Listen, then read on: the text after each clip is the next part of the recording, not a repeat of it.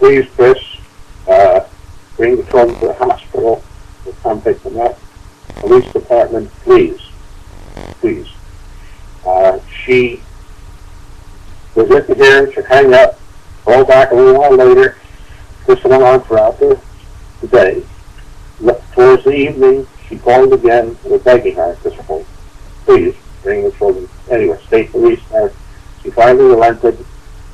She brought them to the park. This was like the January the 2nd. It's like rain, it's cold. That's where we were to meet her with the children. Well, my wife and I went in our car. We went over there to the parking lot, the lovely area, pretty much. It's quiet. There's the van there, Honda Odyssey. There's two people in the van, man and woman. I never saw it before in my life. I go up towards the van, my wife's still in the car. They get out of their car, they go over to the parking lot, and they get into a red car, and they leave. I could have been coming to ask for directions. The children in the back, my three babies, Laura, Lee, and Karen, they're all crying. It's cold. And then my wife and I, we put our coats on them. There's no food, no bottles, nothing. And we took them over to our home, get them warmed up, put them to bed for the night. But this is what we had gone through, just a part of it. There's volumes. I'm just trying to pick on the highlights of it. But if you would relate to that, our sister-in-law, Melinda Kula, she has John Benet's True Case Histories.com on the internet.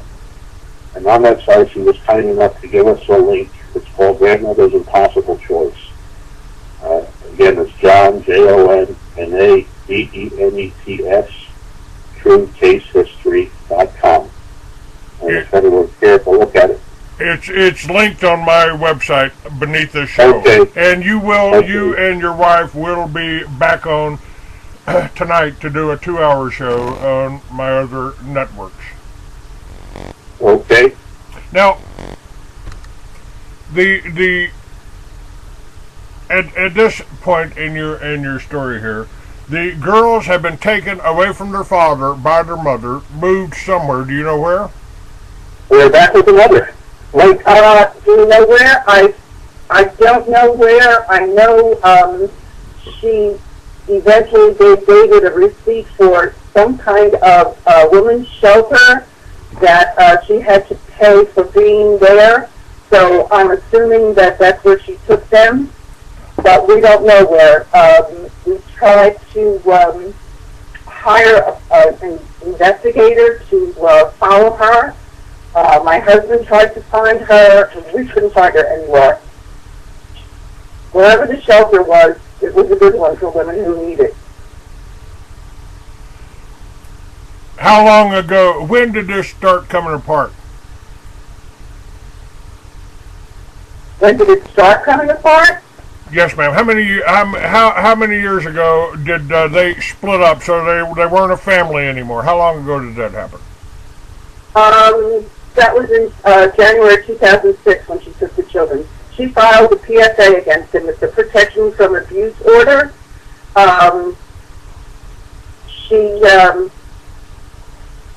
Like I said, she got the children. The court ordered that she would get the children, but she brought them back to us. Then she wanted them back, like the next day. Then she left them with us again. Then I think this was maybe a Monday when she wanted them back, Tuesday maybe. On Thursday, on Tuesday she said we could keep them by like Wednesday or Thursday. She wanted them back. She got a policeman to say we had to get them back to her, or I would be charged with kidnapping. So I met them at the police station, brought the children back. My daughter followed me, so I would have a way back. A ride back to my house. The policeman said she got to the courts first. It doesn't matter what you say. She got to the courts first. That was the Delaware State Police that told her, it doesn't matter what you say, as the grandmother, she got to the courts first. That's right. His name was Thompson. I can't remember what his first name was, but he was a state police officer. And he had been with Christine for maybe an hour or so, getting her story, getting whatever information. And after sitting with her for a while, he said to me, when I saw him, that there's nothing wrong with her. She's perfectly fine. And I thought, when did you get your degree in psychiatry? I lived with this woman, and I saw her when she was making statements, looking as if she was talking to somebody outside the window, coming out of the ceiling. I saw her standing next to the stove, stirring a pot of soup, as if in a trance, when Laura was a year old, and Katie, who was 8 at the time, was kneeling on Laura's back, twisting Laura's arm up behind her back. Laura was screaming, "Stop it, that hurts, let me go." Chris wasn't 3 feet away, and it was as if she was gone. She wasn't there. She didn't hear them until I walked into the kitchen, and I said to Katie, "Let her go." There was no response from Christine. None. She was in the space cadet. Well, she even admitted, Christine, I guess she's still your daughter-in-law at this time, isn't she? I mean, they haven't filed for divorce at this time? Right now they are divorced, and she has remarried. Who was this? Now 15 herself.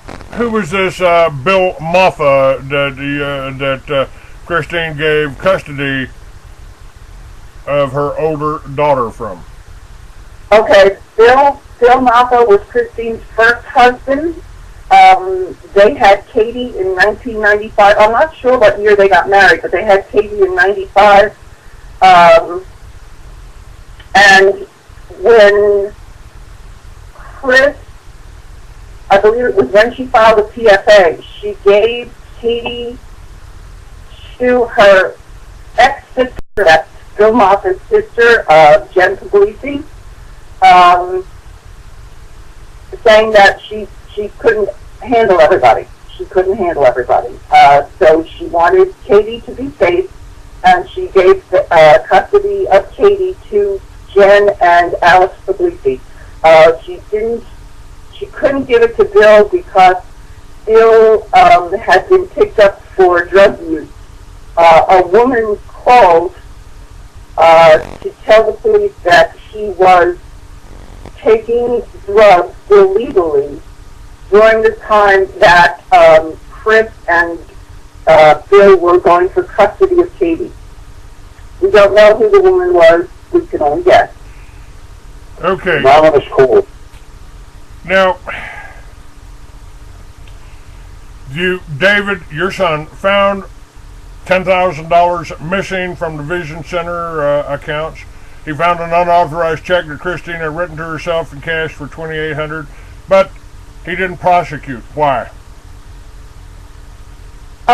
He didn't want to give her any more trouble.